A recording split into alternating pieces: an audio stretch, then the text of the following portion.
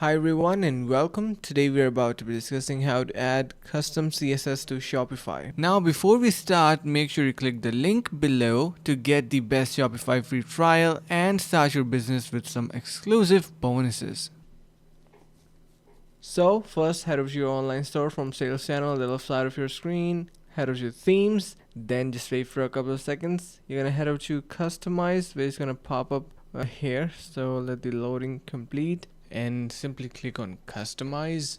Once you're onto your web builder section, you can see on the left side we have this settings section. Scroll down and here we have this custom CSS option. You can easily incorporate your CSS in here, your styling and whatsoever you would like, it will be appearing onto your screen. So that is it for this one, and that's how you can incorporate and add custom CSS to Shopify to add your own designs and elements. And hope this video was helpful. Finally, make sure to click the link in the description below to take advantage of our exclusive Shopify free trial to start your business right away.